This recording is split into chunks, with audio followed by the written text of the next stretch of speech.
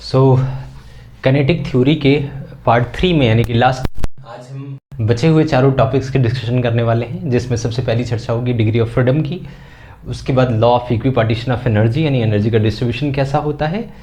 साथ में specific heat यहाँ तीसरी बार आ रहा है, पहले थर्मल में, फिर थर्मो में और अब केटी में, लेकिन यहाँ ये अपने गामा के फॉर्म में आएगा। वैल्यू ऑफ गामा इंपॉर्टेंट होगी Cp/Cv, उसकी वैल्यूज़ निकालेंगे मोनो, डाई, ट्राई और पॉलीएटॉमिक गैसेस के लिए, और डिग्री ऑफ फ्रीडम के साथ इसका रिलेशन देखेंगे। तो स्पेसिफिक हीट कुछ नई चीज़ें लेकर के आ रहा है। और सबसे लास्ट में दो कोलिजन्स, गैसियस पार्टिकल के बीच में होने वाले कोलिजन के बीच का जो गैप है फ्री पाथ, उसका एक एवरेज यानी कि मीन फ्री पाथ निकालेंगे। तो ये चार टॉपिक आज का कंसर्न है इस लेक्चर का। तो आइए शुरू करते हैं सबसे पहले डिग्री ऑफ फ्रीडम के साथ। सबसे पहली चर्चा डिग्री ऑफ फ्रीडम की होगी, यानी फ्रीडम का मतलब आज़ादी। यहाँ आज़ादी से मतलब है मूवमेंट से, एनर्जी एब्जॉर्ब से या फिर एनर्जी रिलीज से। और डिग्री का मतलब होता है नंबर ऑफ वेज, कितने तरीके से एक पार्टिकल एनर्जी को एब्जॉर्ब कर सकता है या फिर एनर्जी को रिलीज कर सकता है, इंडिपेंडेंट यूनिक तरीका। इसको आप डिग्री ऑफ फ्रीडम कहते हैं। डेफिनेशन भी बड़ा सिंपल है, total number of independent ways in which particles of the system can absorb और रिलीज एनर्जी। या फिर आप ये भी कह सकते हैं कि total number of coordinates which can describe position और configuration of the object, number of independent coordinates. अब इसका मतलब क्या है थोड़ा समझिए। जैसे मान लीजिए एक सिंगल पार्टिकल है और ये वन डायमेंशनली मोशन कर रहा है एक्स एक्सिस में, तो एक ही एक्सिस में ये एनर्जी को या तो एब्जॉर्ब कर सकता है आगे बढ़ने के लिए, या फिर आगे बढ़ता हुआ किसी को हिट कर सकता है। मेन कहानी एब्जॉर्ब की है कि वो लेगा तभी तो मूव करेगा, हिट करके किसी को दे देगा तो उसकी अलग बात है। मेनली है एब्जॉर्प्शन की बात होती है कि लेकर के और उस डायरेक्शन में मूव करना शुरू करता है। तो अगर एक्स एक्सिस में चल रहा है सिर्फ एक, तो आप कहेंगे 1 डिग्री ऑफ फ्रीडम है। यही पार्टिकल अगर किसी प्लेन में चल रहा है एक्स और वाई, तो एक्स एक्सिस अलग इंडिपेंडेंट हुई और वाई एक्सिस की मोमेंट अलग काउंट की जाएगी। यानी आप ये कह सकते हैं कि अगर ये पार्टिकल प्लेन में चल रहा है तो इसका मतलब इसके पास क्या है, 2 डिग्री ऑफ फ्रीडम है। अगर यही पार्टिकल एक्स वाई जेड यानी 3D मोशन में कर रहा है तो एक्स एक्सिस एक, वाई एक्सिस इधर भी एनर्जी, ऐसे भी एनर्जी एब्जॉर्ब कर सकता है, इधर भी एनर्जी एब्जॉर्ब कर सकता है और ऊपर भी एनर्जी एब्जॉर्ब कर सकता है, तीनों तरफ, यानी तीनों तरफ इंडिपेंडेंटली मूव कर सकता है। इसीलिए इसको हम कहते हैं 3 डिग्री ऑफ फ्रीडम है। तो किसी भी एक सिंगल पार्टिकल के पास मैक्सिमम 3 डिग्री ऑफ फ्रीडम होते हैं, एक्स का, वाई का और जेड का, इंडिपेंडेंट मोशन है। अब मान लिया आपके पास 2 पार्टिकल है, सोचिए जरा, एक पार्टिकल ये, एक पार्टिकल ये। अब इसके पास भी 3 है और इसके पास भी 3 है, सपोज दोनों के पास 3-3 है, तो क्या दोनों को अगर एक साथ अटैच कर दिया जाए तो क्या दोनों के पास 6 डिग्री ऑफ फ्रीडम हो जाएगा? अब बिल्कुल हो जाएगा, लेकिन एक कंडीशन है। अगर मान लिया दोनों किसी एक स्पेसिफिक डिस्टेंस पे एक दूसरे के साथ अटैच्ड हैं, अब क्या होगा? अब ये x में जाएगा तो उसके साथ ये भी बाउंडेड है, ये भी x में जा रहा है, यानी इसका x और इसका x मिक्स हो जाएंगे, यानी इन दोनों को एक मान लोगे। हाँ, ये यहाँ रुक सकता है और ये y में जा सकता है या z में जा सकता है बाहर, लेकिन ये रुका हुआ रहेगा। लेकिन जब ये x में मूव करेगा और ये दोनों अटैच्ड हैं तो 100% इसको भी मूव करना पड़ेगा। यानी कि जब ये रुका हुआ है तो ये y में जा सकता है, z में जा सकता है, ये भी y में जा सकता है और z में जा सकता है, लेकिन x में दोनों साथ साथ जाएंगे। तो टोटल डिग्री ऑफ फ्रीडम कितने हुए? एक कॉमन वाला माइनस कर दीजिए, 3 और 3 6 में से एक तो कॉमन ही है तो उसको माइनस करके 5 हो जाएगा। इंडिपेंडेंट 1 2 3 4 और एक ही कॉमन वाला जिसको आप 5 कह सकते हैं। तो ऐसी कंडीशन में डिग्री ऑफ फ्रीडम कितनी हो जाएगी? 5। एक सिंगल पार्टिकल x, y और z तीनों में जा सकता है, इसीलिए इसकी डिग्री ऑफ फ्रीडम कितनी हो जाएगी? 3। तो आई होप आपको डिग्री ऑफ फ्रीडम समझ आया कि डिग्री ऑफ फ्रीडम मतलब मैकेनिकली मोशन के लिए कितने तरीके से एनर्जी को एब्जॉर्ब कर सकता है, उसी को आप डिग्री ऑफ फ्रीडम कहते हैं। अब इसका एक जनरल फार्मूला भी है। अगर मान लो बहुत सारे एटम है तो आप कैसे पता करोगे?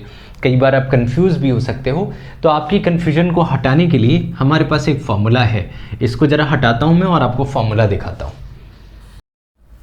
सो डिग्री ऑफ फ्रीडम का अगर फार्मूला देखें तो वो उस फार्मूले को ये फार्मूला है 3n-k।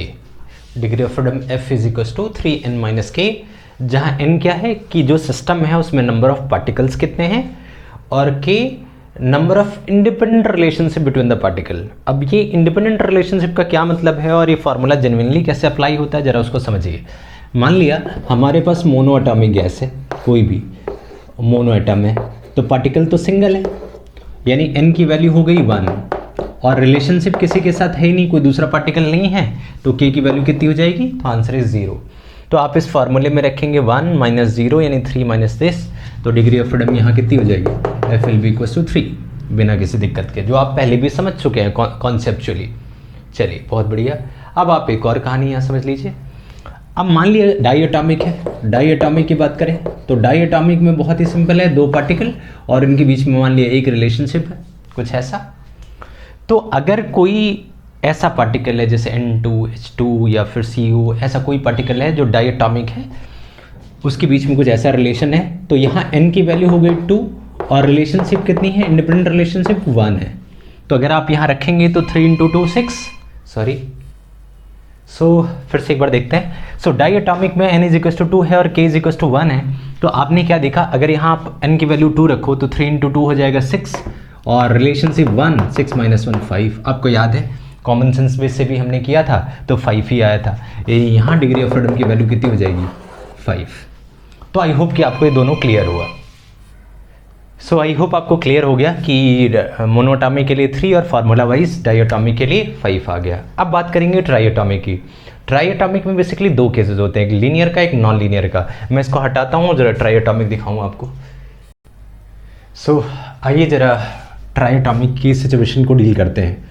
इसमें एक स्ट्रक्चर होता है सर लीनियर जैसा, कुछ ऐसा स्ट्रक्चर जैसे CO2 का है, जिसमें एक पार्टिकल यहाँ है, दूसरा यहाँ, तीसरा यहाँ, लीनियर स्ट्रक्चर है।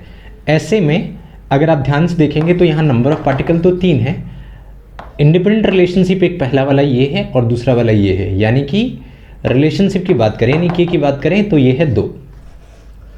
अब अगर इन दोनों को आप कैलकुलेट करो फॉर्मूले में रख करके, तो डिग्री ऑफ फ्रीडम कितना आ जाएगा, 3 × 3 ट्राईएटॉमिक है, और -2 यानी कि 9 - 2 यानी कि 7।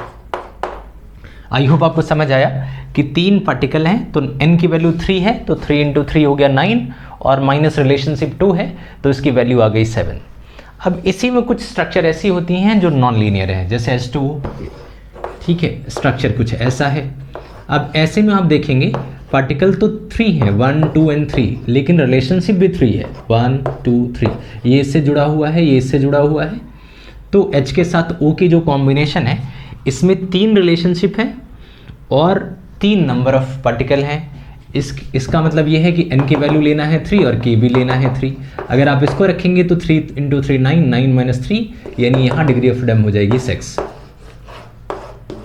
इसीलिए फार्मूला बहुत काम आता है, क्योंकि इसमें आपको स्ट्रक्चरल एनालिसिस नहीं करनी है। इसमें आपको ये नहीं सोचना है कि पार्टिकल का मोशन कैसा हो रहा है, पार्टिकल प्रैक्टिकली कैसे मूव कर रहा है। बस यहाँ आपको ये है थोड़े ध्यान से देखना है, उसको भी नहीं देखना, सीधा फार्मूला लगाना है, काम खत्म। बस आपको स्ट्रक्चर पता होना चाहिए कि स्ट्रक्चर लीनियर है या नॉन लीनियर है।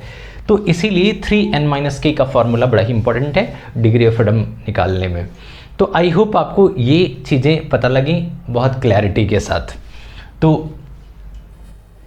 तो ये रहा मामला ओवरऑल मोनो, डाई, ट्राई और इसके डिफरेंट स्ट्रक्चर्स का डिग्री ऑफ फ्रीडम। एक और बात मैं आपको बता दूं, थोड़ा इसको हटाता हूं, फिर इससे से जुड़ी हुई एक और इम्पोर्टेंट बात है। मान लिया आपके पास एक सिंगल गैस का तो पता लग गया, मान लिया आपके पास मिक्सचर है 2 अलग अलग गैसेस का, एक की N1 नंबर ऑफ मोल है और उसकी डिग्री ऑफ फ्रीडम F1 है, दूसरा है उसका N2 है और F2 है, और आपसे पूछा जाए मिक्सचर बताओ, तो आपको बस एवरेज निकाल लेना है N1 + N2। ये degree of freedom of mixture हो जाएगा। मिक्सचर आप ध्यान रखें, जब 2 चीज़ों को मिक्सअप करते हैं और उनके नंबर ऑफ मोल गिवन हो और उनकी डिग्री ऑफ फ्रीडम गिवन हो, तो इससे आपको टोटल डिग्री ऑफ फ्रीडम मिल जाएगा, इससे भी total degree of freedom second वाले का मिल जाएगा, अपॉन नंबर ऑफ मोल से डिवाइड कर देंगे तो मिक्सचर की डिग्री ऑफ फ्रीडम हो जाएगी। ये भी फॉर्मूला बहुत काम आता है जब सवाल किसका हो, मिक्सचर का हो। तो आप ध्यान रखेंगे degree of freedom of mixture क्या है, 10। तो ये एक तो main formula 3n - k important था और दूसरा मिक्सचर का ये फार्मूला बड़ा इंपॉर्टेंट था, इसको आप ध्यान रखेंगे। That's it. अब डिग्री ऑफ फ्रीडम्स के आगे स्विच कर रहे हैं और law of equipartition of energy, और अंडरस्टैंड करते हैं कि एनर्जी पर डिग्री ऑफ फ्रीडम डिस्ट्रीब्यूशन कैसा है। तो बड़ा ही अच्छा सा टॉपिक। आइए मैं इसको हटाता हूँ और स्टार्ट करते हैं law of equipartition of energy.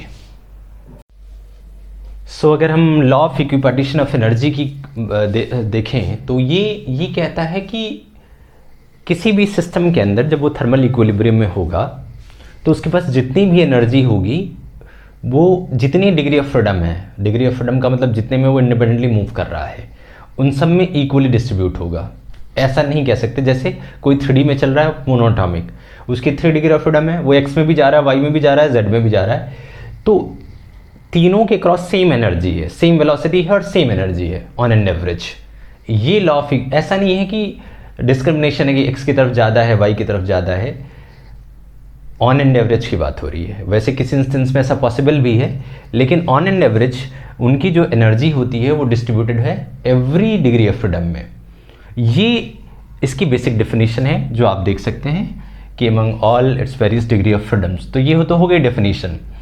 अगर थोड़ा इसको मैथमेटिकली सोचें तो मैं इस डेफिनेशन को एक बार हटाता हूँ, थोड़ा मैथमेटिकल बातचीत करते हैं कि इसका सिग्निफिकेंस क्या है। सो मान लेते हैं कि हमारे पास एक मोनोअटॉमिक गैस है, मोनोअटॉमिक। अब मोनोअटॉमिक के पास डिग्री ऑफ फ्रीडम कितना होता है, DOF, तो आप जानते हैं 3।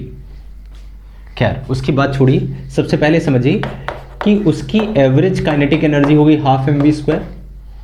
और मोनोअटॉमिक के लिए जब कैलकुलेशन हमने करी थी उस वक्त जो एनर्जी निकल करके आई थी वो आई थी 3/2 kBT काइनेटिक एनर्जी।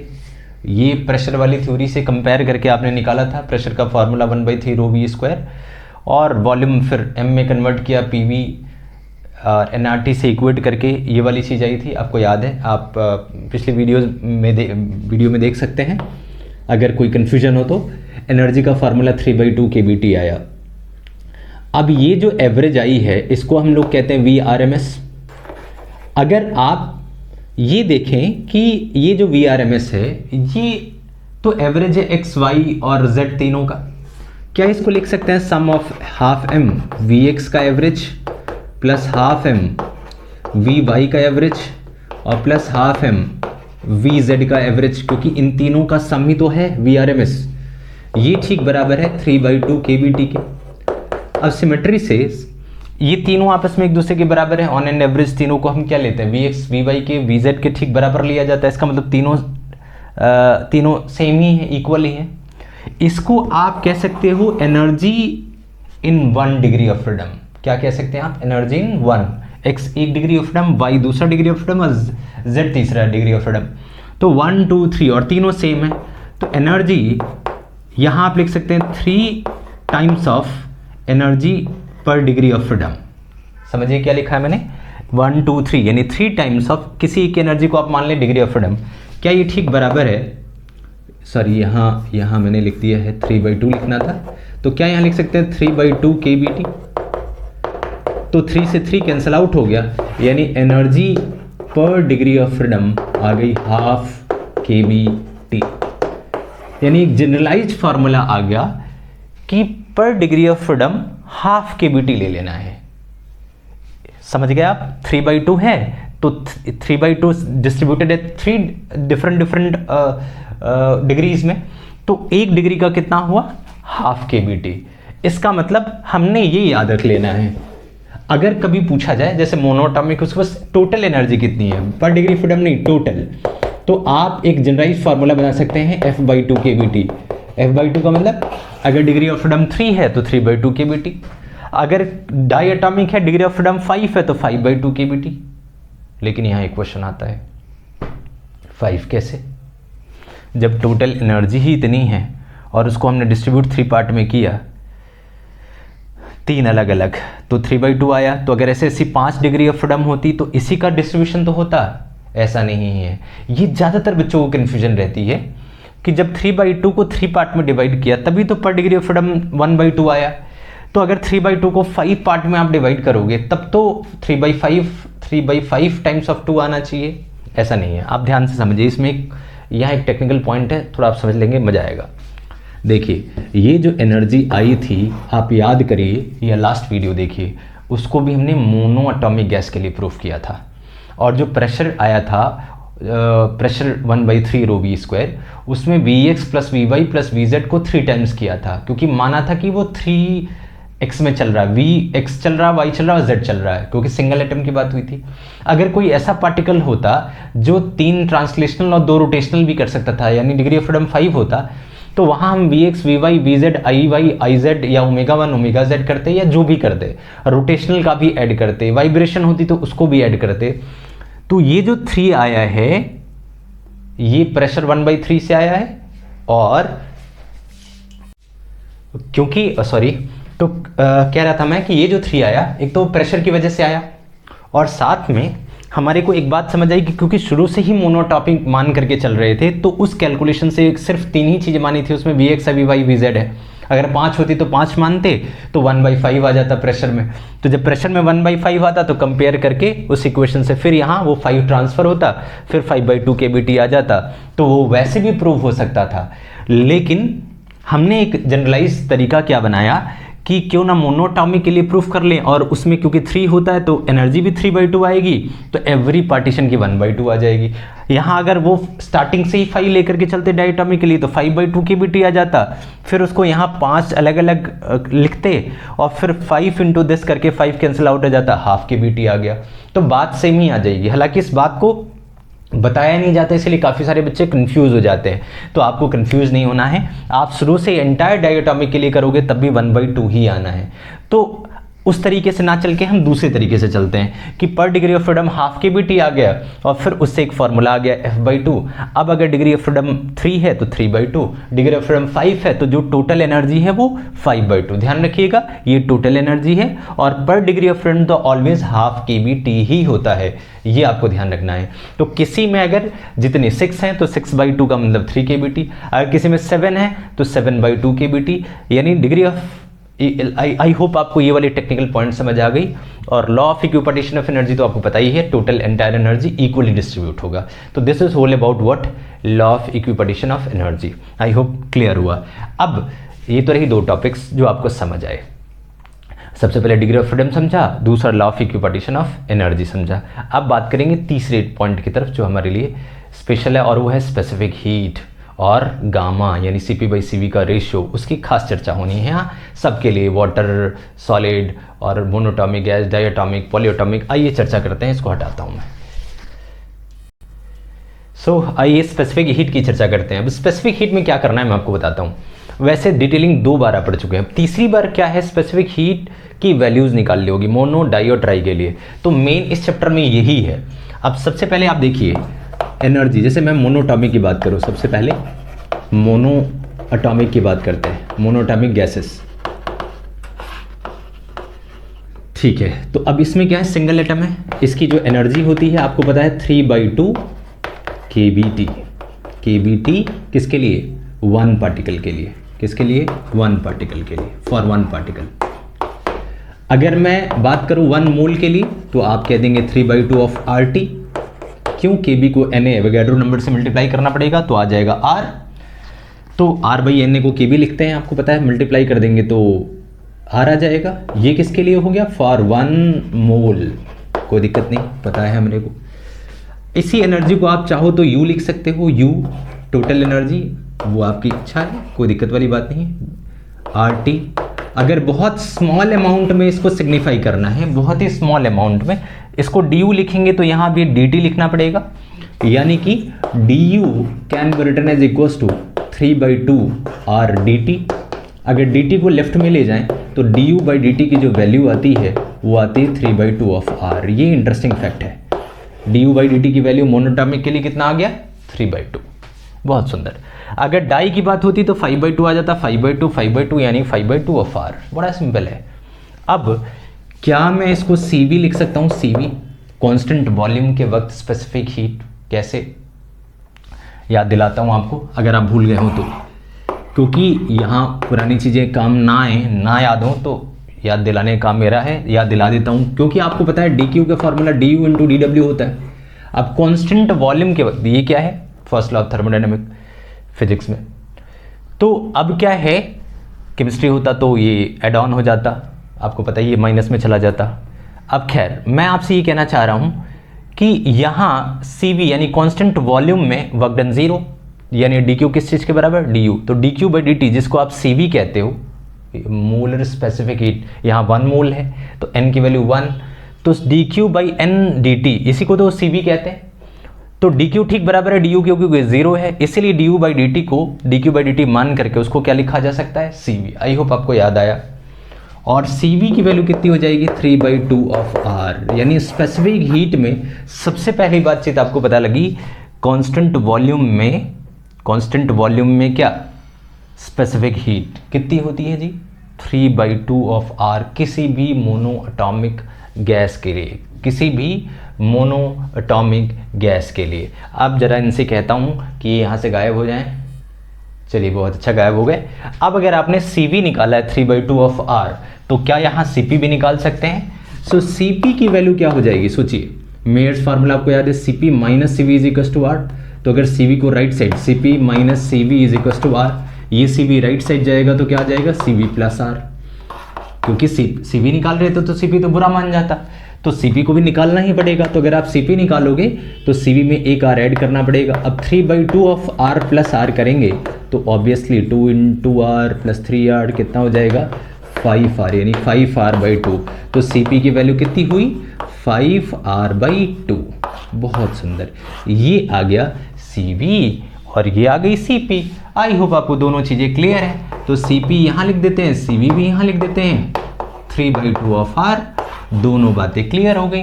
अब अगर आपको गामा निकालना हो तो गामा निकालने का बड़ा ही सिंपल तरीका है, इनको हटा देते हैं यहाँ से, बहुत सुंदर हट गए। खैर CP पता है, CV पता है, तो अब आपको निकालना है गामा। ठीक, बताइए आपको गामा की वैल्यू क्या है, लैप्लास कांस्टेंट गामा CP/CV का रेशियो। अब अगर आप CP को देखो 5/2 और ये है 3/2, तो 5/2 को डिवाइड करना है किस चीज़ से, 3/2 यानी 2/3 से।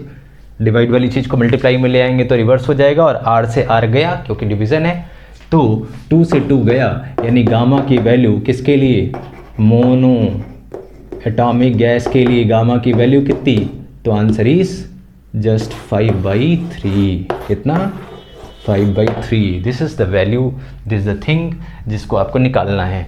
तो this is whole story of what, specific heat, जो आपको पता होनी चाहिए। और ये किसके लिए था, मोनो। फॉर्मेलिटी के लिए मैं फटाफट डायटोमिक का भी एक बार दिखा देता हूँ, सिर्फ दिखा देता हूँ, आपको मामला पता लग जाएगा। तो आई होप आपने ये समझ लिया और नोट भी कर लिया। चलिए जाइए और आइए, देखिए आ भी गए डायटोमिक। खैर मैंने मोनो हटाया और डाई यहाँ लिख दिया, सेम फार्मूला है, आपको पता है energy is equal to 5/2 RT। अगर डी के फॉर्म में लिखे तो 5/2 RDT, इधर ले आए, du/dt की वैल्यू आ गई 5/2 R, जिसको आप CV लिख सकते हैं du/dt को, यानी CV की इंपॉर्टेंट वैल्यू याद रखनी है 5/2। अब CP is equal to CV plus R है, 5/2 R plus R 7/2 of R कर दिया, तो CP की वैल्यू आ गई 7/2 ऑफ R, और गामा की वैल्यू क्या आ गई 7/5। ये वैल्यू आपको याद रखनी है। तो ये तो रही मेन बात। एक टेक्निकल बात है डायटोमिक में, ये जो डायटोमिक है इसमें हमने ये माना है कि वाइब्रेशनल मोड नहीं है, सिर्फ 3 ट्रांसलेशनल और 2 रोटेशनल, यानी टोटल डिग्री ऑफ फ्रीडम 5 है। लेकिन तब क्या हो जब वाइब्रेशनल मोड आ जाए, इसको कहते हैं नॉन रिजिड डायटोमिक। टेक्निकल है, पूछ दिया जा सकता है कॉम्पिटिटिव एग्जाम्स में, नॉन रिजिड डायटोमिक। तो आइए जरा उसकी बात यहाँ कर लेते हैं। चलिए आइए, नॉन रिजिड डायटोमिक यानी कि जिसके पास क्या हो, वाइब्रेशनल मोड भी अवेलेबल हो। अब आगे बढ़ने से पहले मैं आपको एक नोट पॉइंट बता देता हूँ, बड़ा ही इंपॉर्टेंट है, जो आपके जनरल नॉलेज के लिए काफ़ी काम आना है। जब बात करेंगे ट्रांसलेशनल की या फिर रोटेशनल की, तो पर डिग्री ऑफ फ्रीडम जो एनर्जी होगी वो होगी ½ kBT, बिना किसी कन्फ्यूजन के ½ kBT, यानी कि आप ½ kBT ले लोगे पर डिग्री ऑफ फ्रीडम। एनर्जी का एडिशन करना होगा तो जितनी डिग्री ऑफ फ्रीडम होगी आप मल्टीप्लाई कर लेंगे। लेकिन जब बात आएगी वाइब्रेशन की, तो वाइब्रेशन में जब भी आपको वाइब्रेशन इंक्लूड करना है तो हमेशा 2 × ½ kBT लेना है, 2 टाइम्स। 2 टाइम्स क्यों, लॉजिक समझिए। 2 टाइम्स के पीछे लॉजिक ये है कि हर एक वाइब्रेशन में, हर एक साइकिल में, हर एक फ्रिक्वेंसी में 2 चीज़ों का ऑसिलेशन होगा, एक तो काइनेटिक का और दूसरा पोटेंशियल का। यहाँ इन्वॉल्वमेंट 2 एनर्जीज का है, काइनेटिक एनर्जी का और पोटेंशियल एनर्जी का। ये बात नोट करने की है, यानी हर एक translational energy half KBT contribute करती है, हर एक रोटेशनल भी हाफ केबीटी कंट्रीब्यूट करता है, लेकिन हर एक cycle of vibration half KBT नहीं करता, 2 टाइम्स ऑफ हाफ केबीटी करता है। क्यों? क्योंकि इसमें 2 एनर्जीज इन्वॉल्व हैं, एक तो काइनेटिक और दूसरा पोटेंशियल। तो दोनों अलग अलग चीज़ें डिफाइन कर सकती हैं। पोटेंशियल का अमाउंट अलग डिफाइन किया जा सकता है, काइनेटिक का अमाउंट अलग डिफाइन किया जा सकता है।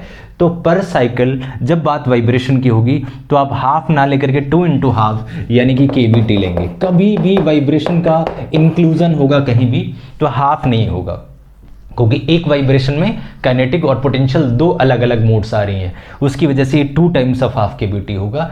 तो ये बात आपको याद रखनी है। आई होप आप ध्यान रखेंगे कि ट्रांसलेशन काइनेटिक में तो ठीक है, इसको आपको फिक्स रखना है क्या, केबीटी, याद रहेगा। अब इन दोनों का तो हम डायटोमिक में पहले से इंक्लूड कर देते थे, इन दोनों को मिला के होता है 5, 3 ट्रांसलेशनल 2 रोटेशनल, तो 3 और 2 5। अगर इसमें वाइब्रेशन भी है तो केबीटी और जुड़ेगा, साथ में केबीटी और जुड़ेगा। तो बस ये वाली बात बहुत नोट करने की थी, अंडरस्टैंड करनी थी कि आई थिंक आप समझ गए और आपने इसको नोट कर लिया अलग से कि वाइब्रेशन में किस वजह से, ड्यू टू एनर्जी एसोसिएशन, कौन कौन से, kinetic energy and potential energy. इसको आप नोट कर लेंगे कि here there are 2 energies inbuilt inside each oscillation and that is kinetic and potential, so it is considered as dual of half kbt which is regarded as kbt। तो I hope आपने ये note कर लिया। मैं इसको हटा देता हूँ, बोल देता हूँ इनसे, ये भाई साहब हट जाए। चलिए हट गए, गुड। खैर आगे बढ़ते हैं। तो यहाँ आपको क्या करना है, यहाँ जो एनर्जी होगी वो होगी एक तो 5/2 kbt ट्रांसलेशनल रोटेशनल का, और प्लस सिर्फ kbt लेना है किसका, वाइब्रेशनल का।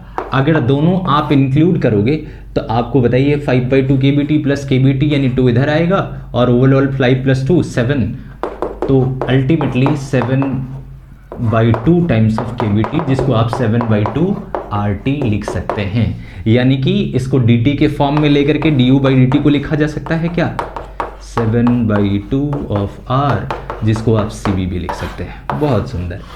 अब अगर CB 7/2 है तो CP क्या हो जाएगा, एक R ऐड होगा तो 9/2 ऑफ R। सीधा लिख दे रहा हूँ, बुरा मत मानना, आप देख लेना, डायटोमिक में भी मैंने यही किया है। क्यों, 7/2 प्लस R क्या होता है, 2, 7 + 2 9, 9/2 ऑफ R। इसका मतलब इसका गामा कितना हो जाएगा, तो गामा कितना हो जाएगा, CP/CV, CP में 9 है और यहाँ 7 है तो 9/7, बाकी सब चीज़ें तो कट ही जाएंगी।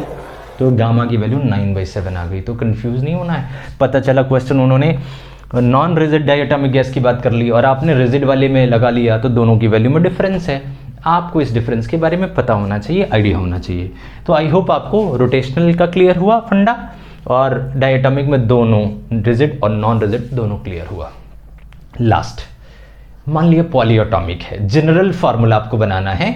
तो वो स्टैंडर्ड जनरल फार्मूला क्या है, जिससे केवल डिग्री ऑफ फ्रीडम पता हो और आप कैलकुलेट कर लो, पहले से चीज़ें हों। तो कोई क्या फार्मूला है, कोई गामा का स्टैंडर्ड फार्मूला, वैसे तो याद कर ले तो बहुत अच्छा है डाई और मोनो का, लेकिन हम लोग एक जनरल फार्मूला बना लेते हैं जिसको कि आप पॉलीएटॉमिक का फार्मूला कह सकते हैं। तो मैं इसको एक बार हटाता हूँ और पॉलीएटॉमिक की बात करते हैं। सो आइए एक जनरल चर्चा कर लेते हैं पॉलीएटॉमिक की। तो जनरली अगर हम ये मान लें, जो कि होता भी है, कि उसके पास 3 ट्रांसलेशनल मोड है, रोटेशनल में भी तीनों एक्सिस के अबाउट 3 रोटेशनल है, और F' वाइब्रेशनल मोड है। ध्यान रखिए डिग्री ऑफ फ्रीडम नहीं है, कंफ्यूज ना हो, जस्ट F' क्या है, वाइब्रेशनल मोड है, ऐसा हम मान लेते हैं। ये सॉरी, तो 3 translational 3 rotational and F' vibrational mode है। ध्यान रखिए वाइब्रेशनल मोड है, मैं कह रहा था F' is what, vibrational mode, ना कि डिग्री ऑफ फ्रीडम। तो अगर आपसे एनर्जी की बात की जाए तो आप कह देंगे कि देखो जी, ट्रांसलेशनल के लिए 3/2 kbt, बहुत सुंदर, रोटेशनल के लिए भी 3/2 kbt, बहुत सुंदर, और वाइब्रेशन के लिए kbt, याद है ना आपको, kbt लेना है, हाफ नहीं लेना है। और ये सब मतलब इक्वल्स टू नहीं, इसका सम, ये 1 किसके लिए, 1 एटम के लिए, इनटू Na अगर कर देंगे तो 1 मोल के लिए आ जाएगा। यानी कि आप चाहें तो इसको एंटायर को Na से मल्टीप्लाई कर दें तो 1 मोल के लिए आ गया। ये एनर्जी किसके लिए हो गई, 1 मोल के लिए, जिसको कि आप Kb और Kb Na से मल्टीप्लाई करने के बाद RT हो जाएगा। लेकिन उससे पहले देखिए यहाँ एक गड़बड़ी करी है मैंने, sorry for that, 3/2 kBt, 3/2 kBt और kBt। अब अगर मैं सीधा सीधा लिख दूँ, इस t को कॉमन ले लूँ और लिख दूँ du/dt, जिसको कि cv लिखा जा सकता है 3/2 प्लस 3/2, 6/2, 6/2 को आप लिख सकते हैं 3, और प्लस यहाँ एक मिस्टेक हुई है f डैश kBt, क्योंकि एक वाइब्रेशनल मोड के लिए kBt होता है, लेकिन f अगर वाइब्रेशनल मोड है तो f डैश kBt। तो इन दोनों का सम आया 3 प्लस यहाँ है f, राइट, और ये आ गया r, सीधा सीधा, क्योंकि t को यहीं ले आए और kb इंटू na को लिख सकते हैं r, तो ये आ गया 3 प्लस f du/dt की वैल्यू, जिसको कि आप लिख सकते हैं cv। बड़ी इंपॉर्टेंट कहानी है, फिर से देख लीजिए। पॉलीएटॉमिक में 3 translation, 3 rotational, f dash vibrational, तीनों का सम किया, Na से मल्टीप्लाई करके 1 मोल के लिए आया, फिर du/dt कॉमन लेकर के इधर ले आए तो 3 plus f times of r। समझ आया या नहीं आया? आई होप आ गया होगा। तो 3 plus f times of r, ये आ गई cv की वैल्यू। अब केवल यही चाहिए, एक बार इन सब को मैं हटा देता हूं और फिर cp और गामा देख लेते हैं। सो ये हो गई कहानी। अब अगर cp की बात करें तो आपको पता है cv plus r, 3 plus F R को जोड़ेंगे तो कितना हो जाएगा 4 plus F times of R. अरे भाई एक्सपेंड करके भी जोड़ लीजिए, 3r plus F are plus 1r, तो 3r प्लस 1r हो जाएगा 4r और plus F R, in short 4 plus F times of R. ठीक है। अब अगर गामा की वैल्यू पूछी जाए तो आप जानते हैं CP/CV, तो गामा को आप लिख सकते हैं क्या 4 plus F divided by 3 plus F. आया ना इंटरेस्टिंग फार्मूला, कई बार पूछ लिया जाता है ये। पॉलीएटॉमिक गैस के लिए गामा की वैल्यू बताओ, direct formula based, 4 plus F divide by 3 plus F. तो अगर पूछ लिया गया तो आपको पता तो होना चाहिए कि पॉलीएटॉमिक का है।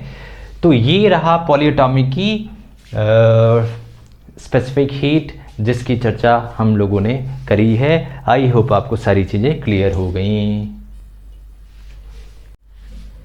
सो आइए लास्ट में आपको के साथ डिस्कस करता हूँ कुछ बढ़िया 2-3 और फार्मूलाज, बड़ी ही मज़ेदार, बड़ी ही काम के, और बात होगी मिक्सचर की। तो मिक्सचर में 2-3 चीज़ें बड़ी अच्छी हैं, बड़ी फिजिक्स में भी केमिस्ट्री में भी कहीं पूछी जा सकती हैं। तो आइए ज़रा मिक्सचर की चर्चा कर लेते हैं। इसको मैं हटाता हूँ और गामा ऑफ मिक्सचर और उससे जुड़ी हुई 1-2 बातें आप समझिए।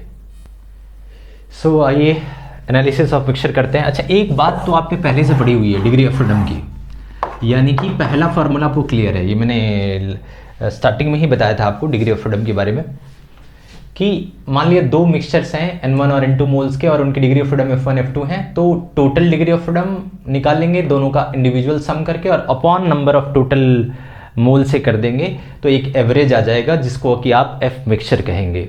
पहली चीज़ तो आपको यही ध्यान रखनी है। अब दूसरी चीज़, अगर बात करें ऐसे ही स्पेसिफिक हीट की, CV ऑफ मिक्सचर की, तो बड़ा ही सिंपल है, यहाँ भी सेम काम, CV1 plus N2 CV2 upon N1 plus N2। कोई दिक्कत ही नहीं है, आराम से आपने ये ध्यान रखना है। Formula number 2।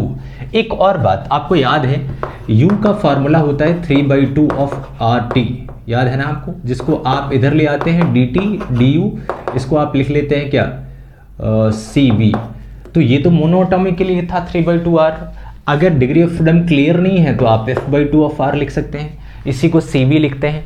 तो CV का पहले से एक फार्मूला आपको पता है F/2 ऑफ R, तो CV को F of mixture by 2 of R भी लिखा जा सकता है अगर बात मिक्सचर की हो। यानी ये फार्मूला सिर्फ ऐसा नहीं पर्टिकुलर किसी एक के लिए काम करता है, ये मिक्सचर के लिए भी काम करेगा। बस आपको यहाँ क्या लगाना है, F ऑफ मिक्सचर लगाना है। नाम रख दें इसका फार्मूला नंबर 3, इसको आप ध्यान रखेंगे। सिमिलरली अगर आपसे कोई CP के बारे में पूछता है तो बिना प्रॉब्लम के CP1 N2C P2 upon N1 plus N2। बहुत सुंदर, क्लियर है। इसको आप फार्मूला नंबर 4 का नाम दे दो, है कि नहीं। अच्छा, एक और बात, CP का फार्मूला CV प्लस R होता है, तो F/2 R प्लस R, एक और R जोड़ एड ऑन कर दीजिए।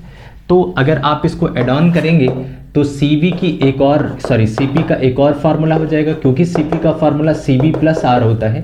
तो F/2 और आर प्लस आर कॉमन ले लीजिए तो Cp की एक और वैल्यू आ गई क्या, F of mixture upon 2 plus 1 times of are.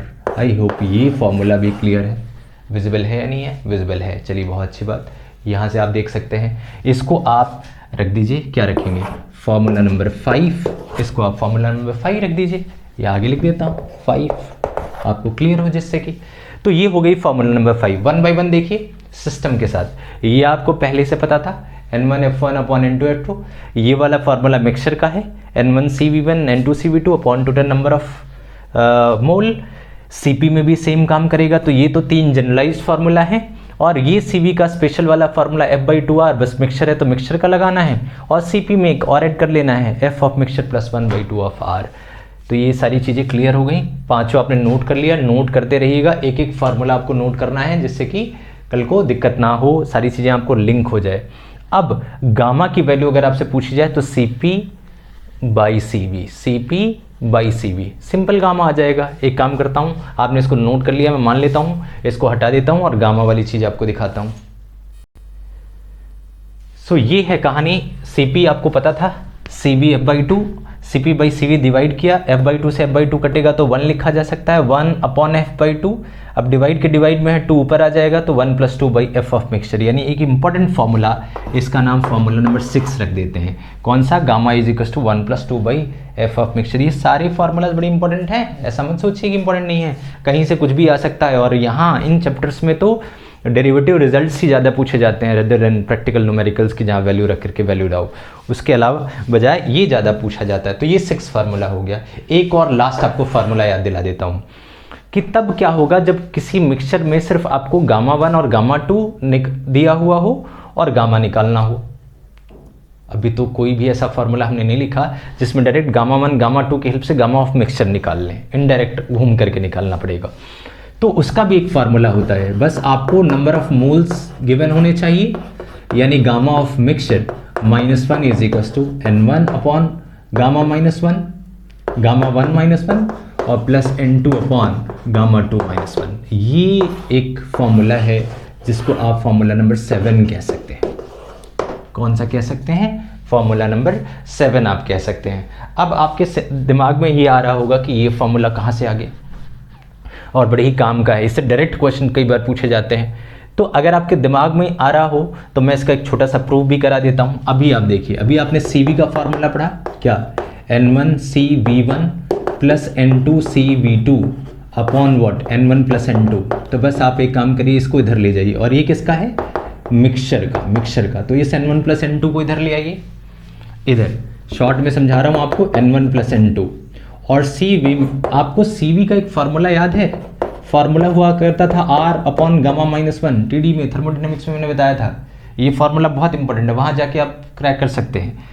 R is equal to R upon gamma -1, ये फार्मूला हम लोगों ने वहाँ स्पेसिफिक हीट वाले में, और जब रेशियो मैंने बताया था स्पेसिफिक हीट का, तो वहाँ ये फार्मूला बहुत अच्छे से डिस्कस किया हुआ है। ध्यान ना हो तो आप ध्यान रखिएगा। तो यहाँ गामा मिक्सचर अपॉन 1 यहाँ आ गया, इज इक्वल टू N1, और फिर Cv1 को क्या लिखा जा सकता है, R अपॉन गामा 1 -1, और प्लस इसको क्या लिखा जा सकता है, R अपॉन गामा 2 -1। बस हो गया काम। R को कॉमन लीजिए और काट दीजिए, तो बचा क्या, N1 plus N2 divide by gamma of mixture -1 is equal to N1 upon gamma 1 -1 और plus N2 upon gamma 2 -1। I hope आपको क्लियर हो गया ये कहाँ से आया। बस एक चीज़ पुट करनी थी, इसी फॉर्मूले में Cv की वैल्यू पुट करनी थी, जो कि होती है R अपॉन गामा -1। तो आई होप कि आपको ये वाला फॉर्मूला ध्यान हो, नहीं ध्यान हो तो TD का स्पेसिफिक हीट वाला लेक्चर आप देख लीजिए, ये बात पता है। बस आपको क्या करना है, इसको यूज़ करना है, ये 7th नंबर का रिलेशन आ जाएगा, जो कि बड़ा इंपॉर्टेंट है। इसको इधर उधर शिफ्ट करके भी आपसे कुछ पूछा जा सकता है, गामा ऑफ मिक्सचर की डायरेक्ट वैल्यू भी पूछी जा सकती है। तो ओवरऑल इस फॉर्मूले का भी काफ़ी अच्छा खासा यूज़ है। तो बस that's all about what specific heat. I hope आपने एक एक बात टेक्निकली समझी कि क्या चीज़ें हैं, कैसे हैं। अब 2 बातें और हैं, एक specific heat of generally solid क्या लेते हैं, और स्पेसिफिक हीट ऑफ वाटर। आइए फटाफट उनकी चर्चा करके स्पेसिफिक हीट एंड करते हैं। तो मैं सबसे पहले स्पेसिफिक हीट ऑफ वाटर आपके साथ डिस्कस करता हूँ। आइए दोनों की एक समराइज स्टडी है, एक तरफ सॉलिड है एक तरफ वाटर है। देखिए अगर मैं सॉलिड की बात पहले करूं तो आप ये देख सकते हैं कि सॉलिड के पास क्या है, वाइब्रेशनल मोड है, और वो वाइब्रेशन मोड तीनों म्यूचुअल परपेंडिकुलर एक्सिस के अबाउट वाइब्रेट कर सकता है। यानी देखा जाए तो उसके पास 3 डिग्री ऑफ वाइब्रेशनल वाली 3 मोड हुए, और हर एक वाइब्रेशनल मोड में 2 होते हैं, काइनेटिक और पोटेंशियल। तो ओवरऑल एनर्जी टोटल करेंगे तो 3 kBT आएगा, अगर 1 मोल के लिए करेंगे तो 3 RT आ जाएगा। अब क्योंकि सॉलिड का में चेंज इन वॉल्यूम अप्रॉक्स 0 है, यानी नेग्लिजिबल है वॉल्यूम का चेंज, इसीलिए यहाँ सिर्फ CV का टर्म आएगा, और वो होगा किस चीज़ के, 3R के। तो ये डायरेक्ट रिजल्ट आपको याद रखना है, CV की वैल्यू क्या है, 3R है।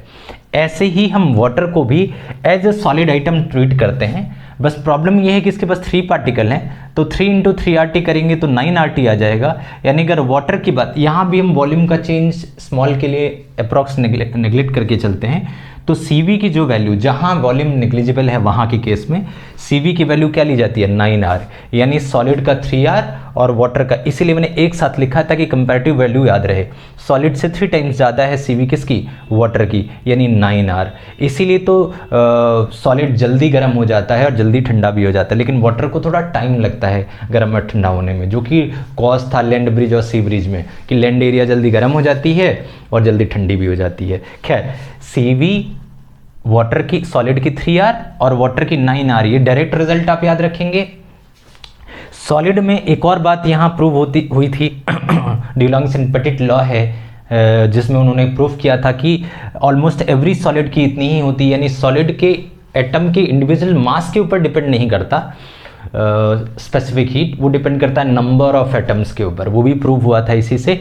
लेकिन खैर आपके लिए मेन है ये दोनों रिजल्ट्स याद रखना। और एक और चीज़ है इससे याद रखनी, वो है कि स्पेसिफिक हीट के अंदर वेरिएशन। मैं आपको बता दूं, सॉलिड की भी स्पेसिफिक हीट कांस्टेंट नहीं रहती है, और ना ही वाटर की कांस्टेंट रहती है। जो आप पढ़ते हो ना 1 कैलोरी पर ग्राम वाटर की है, ये कांस्टेंट वैल्यू नहीं है, ये टेम्परेचर पर डिपेंड करता है, रेंज ऑफ टेम्परेचर पर डिपेंड करता है। उसका एक ग्राफ भी है, वो भी पूछा जाता है। तो मैं इन दोनों को हटा के और दोनों की वेरिएशन ग्राफ आपको दिखा देता हूँ, आप याद रखना प्लीज। और ये दोनों वैल्यूज कंक्लूजन आपको ऑलवेज याद रखने हैं। ये इनकी वेरिएशन ग्राफ है। सबसे पहले आप जरा सॉलिड की समझिए। सॉलिड में जो स्पेसिफिक हीट होती है वो सर्टेन रूम टेम्परेचर के ऊपर तो कांस्टेंट है, लेकिन जैसे ही जैसे आप अप्रॉक्स 0 केल्विन के आसपास लेकर के आते हो तो ड्रास्टिकली चेंज होता है, बहुत ज़्यादा लो होता है। इसको ऑब्जर्व करने वाले सबसे पहले न्यूटन थे, जिन्होंने क्वांटम थ्योरी से रिसर्च किया और इसको बताया। बाद में आई होप 1905 में और 1915 के आसपास डिवाइस ने इसको प्रॉपरली एक्सप्लेन किया क्वांटम की हेल्प से। तो वहाँ एक बात पता चली कि 0 केल्विन के आसपास ये काफ़ी ज़्यादा वेरिएशन होती है और एक सर्टेन टेम्परेचर के बाद ये कांस्टेंट हो जाती है, मतलब रूम टेम्परेचर के आसपास ये कांस्टेंट रहती है। जिस टेम्परेचर के पास ये रहती है उसको डिवाइस टेम्परेचर कहते हैं। मेटल टू मेटल इसमें वेरिएशन होती है, इसीलिए इसकी कोई फिक्स्ड अमाउंट नहीं है। लेकिन हाँ, इतना आपको पता होना चाहिए कि डिवाइस टेम्परेचर के बाद एक सर्टेन लेवल के बाद ये वैल्यू किसके इक्वल हो जाएगी, 3R के इक्वल। आपको याद है ना सॉलिड के अंदर कितना होता है, 3R, तो 3R के इक्वल हो जाएगी। लेकिन हमेशा 3R नहीं रहती है, वेरिएशन होती है। अब आ जाइए जरा वाटर में।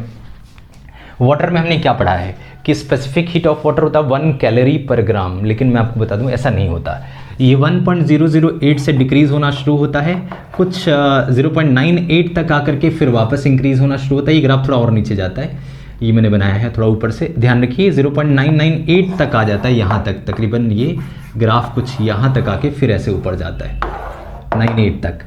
तो ये जो 1 कैलोरी हमने पढ़ा हुआ है, इस तरफ कैलोरी है, स्पेसिफिक हीट की बात कर रहा हूँ, और इस वक्त टेम्परेचर है डिग्री सेल्सियस में टेम्परेचर। तो ये जो 1 कैलोरी आप पढ़ते हो 1.000, ये 14.5 डिग्री सेल्सियस से 15.5 डिग्री सेल्सियस के बीच में ये काम करता है, ये ध्यान रखेंगे। तो एक तो ये ग्राफ याद रखना है, कुछ इस तरीके से इसका नेचर है, स्पेसिफिक हीट का वेरिएशन। और ये याद रखना है कि 1 कैलोरी इस स्पेसिफिक टेम्परेचर के बीच में आता है।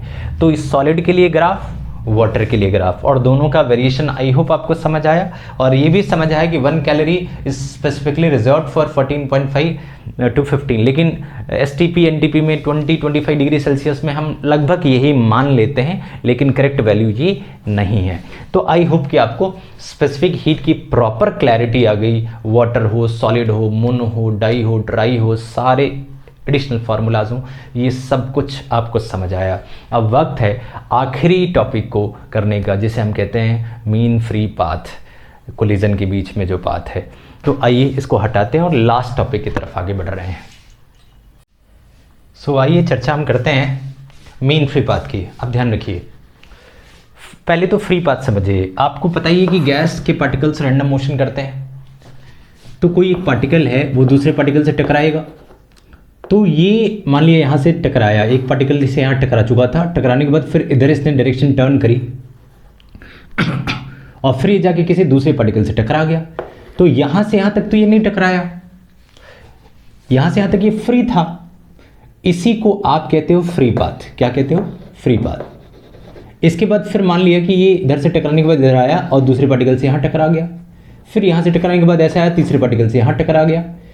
तो अगर आप मान लो इसको λ1 मान लो, इसको λ2 मान लो, इसका λ3 मान लो और 3 कोलिजन हुए, तो आप अगर तीनों का एवरेज निकाल दो λ2 प्लस λ3 डिवाइड बाई 3, तो एक मीन डिस्टेंस निकल जाएगा। और मान लिया ऐसे ऐसे n टाइम्स टकराया, Δ4 dash dash dash λn divided by n। n क्या है? Number of collision, total n collisions हुए।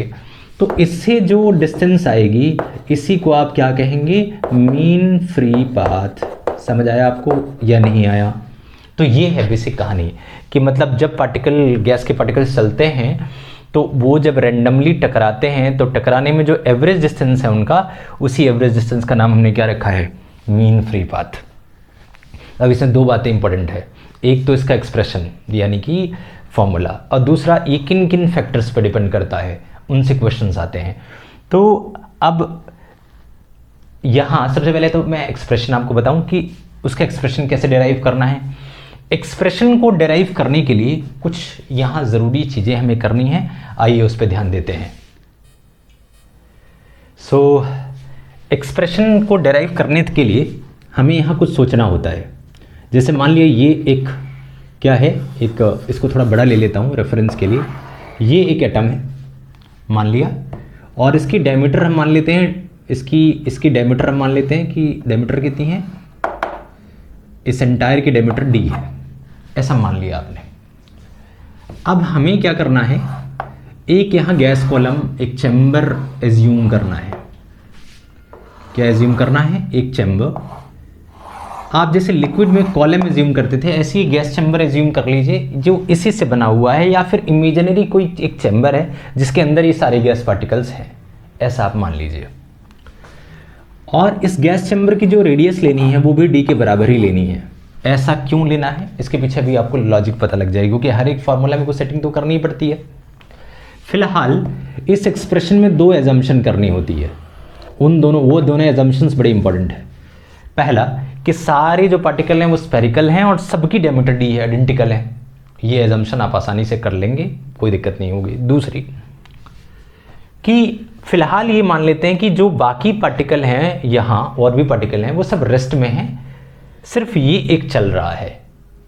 ये करके हम एक्सप्रेशन निकालेंगे, बाद में हम उसका भी एक सॉल्यूशन निकालेंगे कि सब चल रहे होंगे तो क्या होगा। लेकिन फिलहाल आपको एजम्पशन क्या करनी है कि सारे पार्टिकल कैसे हैं, तो आंसर इज रेस्ट में है, और ये एक पार्टिकल क्या कर रहा है? मूव ऑन कर रहा है, ये आपको मानना है। अब ये चैम्बर की रेडियस इसके डायमीटर के क्रॉस क्यों ली गई, इसका लॉजिक आप समझ जाइए। जैसे अगर इसका डायमीटर d है, हर एक मॉलिक्यूल का डायमीटर d ही है, ऐसा एजम्पशन है, तो अगर कोई भी दूसरा एटम है उसका सेंटर ऑफ मास यहाँ लाई कर रहा है, तो ये उसको टच करता हुआ, ऐसे उसको टच करता हुआ निकल जाएगा। लेकिन अगर इस पार्टिकल का सेंटर ऑफ मास जरा सा भी इस लाइन से अंदर हुआ, तो इधर से ये d/2 से अगर बड़ा हुआ, क्योंकि समझिए इसकी डायमीटर d है, तो ये वाला हिस्सा d/2 होगा, ये वाला हिस्सा d/2 होगा। कहने का मेरा मतलब ये है कि d/2 ये वाला हिस्सा, अब यहाँ से यहाँ तक d है, समझिए ये वाली लॉजिक क्या है? d है। अगर इससे डबल, यहाँ एक गलती करी है, यहाँ इसको मानना है 2d, यहाँ 2d है, मतलब यहाँ से यहाँ तक 2d है। तो अगर 2d में से ये वाला हिस्सा d हो गया, डायमीटर ऑफ मॉलिक्यूल d हो गया, और ये 2d है, मतलब इसका रेडियस d लेना था। आई होप आप समझ गए, ये पूरा 2d लेना था, सिर्फ इसका रेडियस d लेना था। पहले भी मैंने रेडियस लिखा था इसलिए d लिखा था। अभी मान लीजिए अगर मैं डायमीटर की बात करूं तो 2d है, यहाँ से यहाँ तक, तो 2d में से d इतना हो गया, तो जो बचा वो क्या बचा? डी ये गया तो इसका और इसका सम डी बचा होगा, जिसमें से ये वाला हिस्सा होगा d/2 और नीचे वाला हिस्सा भी d/2। समझिए, अगर इसकी डायमीटर d है और ये टोटल 2d है तो जो बचे हुए दोनों स्पेसेस हैं उनका सम होगा d, बचा हुआ d।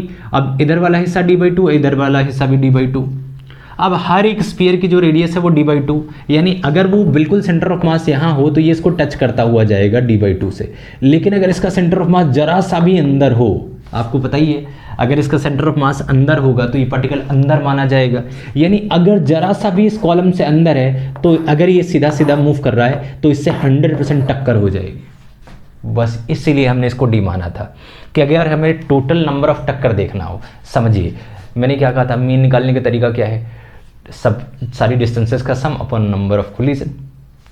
अब नंबर ऑफ कोलिजन कितने होंगे, इस कॉलम से मान लो सीधा सीधा जा रहा है तो ये कितनी बार टकराएगा, जितने पार्टिकल इस कॉलम के अंदर प्रेजेंट होंगे, अंदर का मतलब सेंटर ऑफ मास इनके अंदर होगा, तो जितने पार्टिकल अंदर प्रेजेंट होंगे उतने ही नंबर ऑफ कोलिजन हो जाएगा। अब जितने पार्टिकल अंदर प्रेजेंट हुए सबसे कोलिजन, तो नंबर ऑफ कोलिजन हमें मिल गया। इसी आइडिया लगाने के लिए हमने ये कॉलम डी लिया हुआ था कि कॉलम इसकी रेडियस डी है।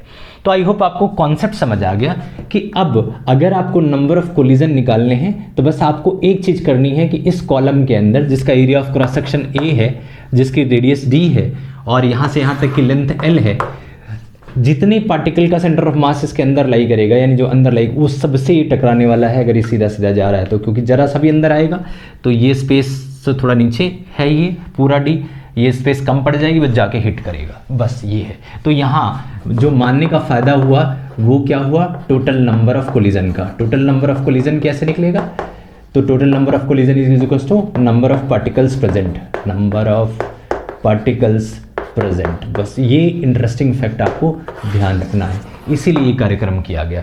आइडेंटिकल तो हम मान ही सकते हैं, बाकी हमने ऐसे कॉलम मान करके ये चीज़ निकाली है। अब इस चीज़ को आगे कैसे सिंप्लीफाई करें, चलिए अब आगे बढ़ते हैं। अब एक और चीज़ समझिए, यहाँ पे एक दिमाग ये लगाना है कि अगर ये पार्टिकल यहाँ से यहाँ तक जा रहा है, एल लेंथ कवर कर रहा है और यहाँ total capital N number of particles present है, तो जितने पार्टिकल प्रेजेंट हुए उतनी कोलिजन हुआ, यानी कि देयर आर आप ये कह सकते हैं कैपिटल एन कोलिजन्स। बहुत ही आसानी से समझिए, 2 लाइन में यूनिटरी मेथड लगा के सॉल्व हो जाना है। There are N collision in L length, L length के अंदर कितनी कोलिजन हो गई, एन। तो डिस्टेंस ऑफ वन कोलिजन कितना हो जाएगा, डिस्टेंस ऑफ वन कोलिजन आपको पता है कि distance of N collision L है, क्या है, इस एल को आप चाहो तो मीटर लिख लो, यानी डिस्टेंस ऑफ एन कोलिजन कितना है, एल, यानी यहां से यहां तक एल डिस्टेंस चला, उतने में कितने कोलिजन हुए, कैपिटल एन। तो डिस्टेंस ऑफ वन कोलिजन अगर आपसे पूछा जाए तो आप क्या कहेंगे, एल बाई कैपिटल एन, ये सर नो, यूनिटरी मेथड। एन कोलिजन में एल, तो एन इधर आ जाएगा तो वन कोलिजन, यानी one collision is equal to L by N, बस दैट्स इट, गेम ओवर। यानी कि वन कोलिजन की जो लेंथ आ गई वो एल बाई एन, और वन कोलिजन का मतलब समझ रहे हैं, एक के बाद दूसरा सक्सेसिव कोलिजन के बीच गैप।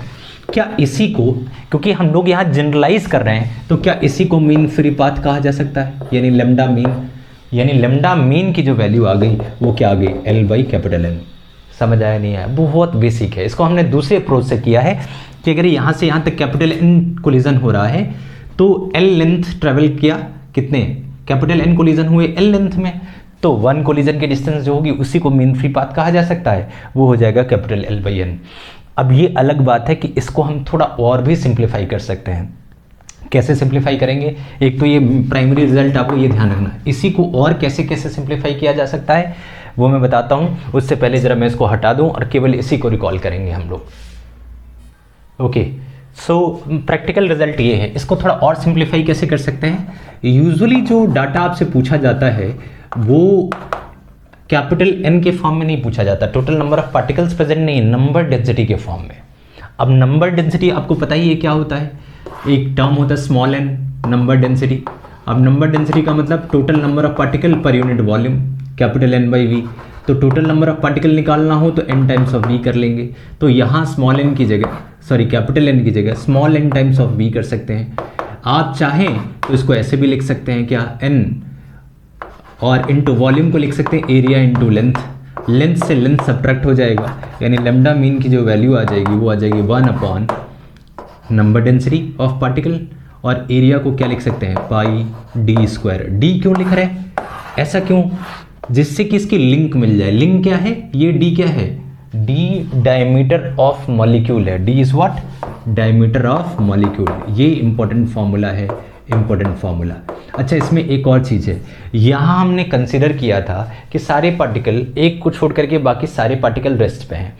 इन एक्चुअल सारे पार्टिकल रेस्ट में तो है नहीं, तो उसके लिए जब हम इसकी एनालिटिकल ट्रीटमेंट करते हैं तो हम प्रैक्टिकली क्या देखते हैं कि लेमडा मीन की जो वैल्यू आती है वो 1/√2 times of n pi D square, n pi D square. आपको हमेशा ये वाली ध्यान रखनी है।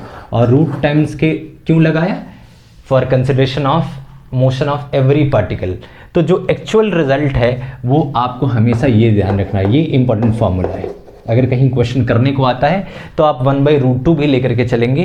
कंसिडरेशन में क्या रखना है, क्योंकि सारे पार्टिकल रैंडम मोशन कर रहे हैं तो एक्चुअल में ये डाटा हमें लेना है। ये वाला हमें केवल डेरिवेटिव पर्पस से और केवल प्रूफ करने के पर्पस से। तो मेन फ्री पाथ का फॉर्मूला आपको समझ आया कि ये है लेमडा 1/√2 टाइम्स ऑफ, जहाँ n क्या है नंबर डेंसिटी और d का स्क्वायर है। अब नेक्स्ट टॉपिक फटाफट है, यही फार्मूला आपको मेनली याद रखना है। अब बातचीत होगी कौन कौन से फैक्टर्स पर डिपेंड करता है मीन फ्री पाथ। डायरेक्टली दिख रहा है कुछ चीज़ें, एक तो डायमीटर जितनी बड़ी होगी उस पर डिपेंड करेगा इन्वर्सली, और नंबर डेंसिटी जितनी ज़्यादा होगी उस पर। इसको एक बार दोबारा लिखता हूँ और ज़रा इनके फैक्टर्स की एनालिसिस कर लेते हैं फटाफट। तो आई होप कि आपको ये समझ आ गया, बड़ा आसान सा डेरिवेशन था। आइए फैक्टर्स की एनालिसिस करें। सो आइए सबसे पहले चर्चा करते हैं फैक्टर्स की, मतलब चर्चा करते हैं फैक्टर्स की। इसमें सबसे पहली चर्चा होगी डायमीटर के साथ। तो आप ये कह सकते हैं कि इन्वर्सली प्रोपोर्शनल टू डी का स्क्वायर है, और ये कॉमन सेंस भी है। किसी का डायमीटर जितना ज़्यादा बड़ा होगा वो उतनी ही जल्दी टकराएगा, यानी पाथ छोटा होगा कम ही डिस्टेंस में टकरा जाएगा क्योंकि साइज़ बहुत बड़ा है। तो पहला तो इम्पोर्टेंट फैक्टर आपको यही ध्यान रखना है कि डी के साथ इसका कैसा रिलेशन है, इन्वर्स रिलेशन है। दूसरा आप ये भी देख सकते हैं कि नंबर डेंसिटी से इसका कैसा रिलेशन है, इन्वर्स रिलेशन है। नंबर डेंसिटी से कैसा रिलेशन है, इन्वर्स। इसमें एक दो छोटी छोटी बातें और भी हैं, वो क्या है, जैसे आप चाहें तो इसको डेंसिटी के फॉर्म में चेंज करते हैं। जैसे डेंसिटी का फॉर्मूला क्या पढ़ा है आपने, capital M divide by mass पर यूनिट वॉल्यूम। कैपिटल M को लिख सकते हैं स्मॉल m, एक का मास, इंटू कैपिटल N पार्टिकल्स, जितने पार्टिकल प्रेजेंट हैं, अपॉन V। और इसको आप लिख सकते हैं स्मॉल n, यानी m इंटू n, यानी डेंसिटी का फार्मूला क्या आ गया, m इंटू n। तो यहाँ से n का जो फार्मूला मिल जाएगा, जो ये n है उसका फार्मूला क्या मिल जाएगा, density upon m, density divide by m।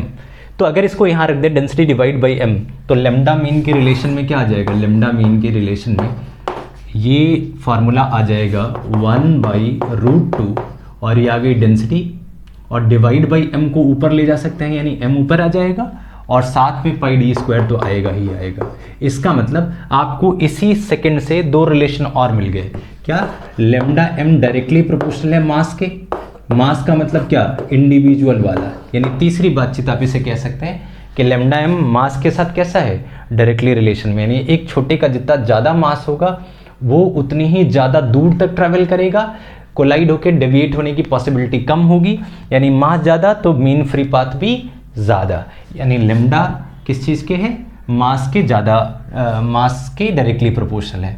और साथ में अगर डेंसिटी देखें तो लेमडा इन्वर्सली प्रोपोर्शनल किस चीज़ के, डेंसिटी के साथ। कॉमन सेंस भी है, डेंसिटी जितनी ज़्यादा होगी पार्टिकल उतने ज़्यादा जल्दी टकराएंगे, तो ओवरऑल कोलिजन का जो पाथ होगा वो छोटा होगा। तो खैर फिर से डी स्क्वायर के इन्वर्सली, एन के इन्वर्सली, मास के डायरेक्टली, रो के इन्वर्सली, सब कॉमन सेंस से है, बस आपको फार्मूला पुट करना है। 4 के बाद एक दो चीज़ें आपसे और पूछी जाती है, जैसे प्रेशर से क्या रिलेशन है, टेम्परेचर से क्या रिलेशन है। तो आइए मैं इसको हटा देता हूँ। आई होप आपने इसको नोट कर लिया। 1 2 3 4 मेन फार्मूला याद रखना है। अब 4 के अलावा भी एक दो फैक्टर हैं, ज़रा उनकी चर्चा कर लेते हैं। इसको हटा दो मैं। आइए एक और बात समझिए। प्रेशर और टेम्परेचर के लिए एक चीज़ आप यहाँ कर सकते हैं, आप जानते ही हैं as P V is equal to N R T, तो आपने पढ़ी ही है। 1 मोल के लिए देखें तो P V is equal to R T आप लिख सकते हैं, यानी प्रेशर का फार्मूला लिखा जा सकता है आर टी बाई वी। अगर मुझे यहाँ कुछ इनमें से कुछ लिंक करना हो तो ये लिंक हो सकता है, लेकिन इसको लिंक करने के लिए n से डिवाइड और मल्टीप्लाई करना पड़ेगा। तो ये n बाई वी को आप लिख सकते हैं स्मॉल n, और r बाई n को लिख सकते हैं k, यानी बोल्ट्जमैन कांस्टेंट k भी r बाई n को, t तो रहेगा ही, और n बाई वी को लिख सकते हैं small n times of what t, यानी स्मॉल n की जो वैल्यू आ गई वो आ गई प्रेशर डिवाइड बाई, ये दोनों टर्म इधर डिवाइड में आ जाएंगे और क्या आ जाएगा kb टाइम्स ऑफ t। बस ये लॉजिक आ गई, इसको आप यहाँ प्लेस कर दीजिए। इसको अगर आप प्लेस करते हैं तो लेमडा मीन की जो वैल्यू आ जाएगी वो आ जाएगी 1/√2 टाइम्स ऑफ n की वैल्यू क्या प्रेस करनी है p बाई kbt। अब ये kbt डिवाइड के डिवाइड में है तो ये ऊपर आ जाएगा, तो ऊपर लिख सकते हैं kbt और नीचे लिख सकते हैं प्रेशर p, ये सिंप्लीफाई हो गया, और पाई डी स्क्वायर। ये सिंपल रिलेशन बना। इससे दो बातें निकल करके आई। पहला, lambda mean directly proportional temperature के, ये आप फिफ्थ मैटर रख सकते हैं, और लेमडा पी इनवर्सली प्रोपोर्शनल है प्रेशर के, ये सिक्स्थ बातचीत हो जाएगी। और कॉमन सेंस से भी सोचे तो आपको पता लग जाएगा, टेम्परेचर बढ़ने से पार्टिकल बहुत दूर दूर तक जाएगा, दूर दूर तक, तो पाथ ज़्यादा ट्रेवल करेगा क्योंकि सबका एक्सपेंशन हो जाएगा। जितना ज़्यादा एक्सपेंशन होगा पार्टिकल दूर दूर ट्रेवल करेगा तो लेमडा मीन भी बढ़ जाएगा। और अगर आपने प्रेशर बढ़ा दिया, दबा दिया, बहुत हाई प्रेशर कर दी तो पार्टिकल क्लोज आ जाएंगे तो लेमडा मीन छोटा हो जाएगा, यानी प्रेशर बढ़ने से लेमडा मीन छोटा। क्या ये कॉमन सेंस आया? नहीं है। टेम्परेचर बढ़ाने से एक्सपेंशन होकर पार्टिकल दूर दूर चले गए तो डिस्टेंस भी बढ़ जाएगा, तो टेम्परेचर के साथ कैसा हुआ? डायरेक्टली। और प्रेशर बढ़ाने से पार्टिकल क्लोज आएंगे, तो क्लोज आएंगे तो जल्दी जल्दी टकराएंगे, यानी पाथ छोटा होगा, तो प्रेशर के साथ कैसा रिलेशन है? इन्वर्सली। मैथमेटिकली और कॉमन सेंस दोनों से ये बात आपको समझ आ गई। तो आई होप कि आपको मीन फ्री पाथ का डेरिवेशन और सारी चीज़ें समझ आई। सो इस एंटायर लेक्चर में हम लोगों ने काफ़ी सारी चर्चाएं करी। उम्मीद करता हूँ आपको सारी बातें क्लैरिटी के साथ समझ आई होंगी। तो ये एंड होता है इस चैप्टर का। मिलते हैं जल्दी ही नए चैप्टर में, तब तक के लिए अपना ध्यान रखिए और अच्छे से पढ़ाई करते रहिए। Thank you.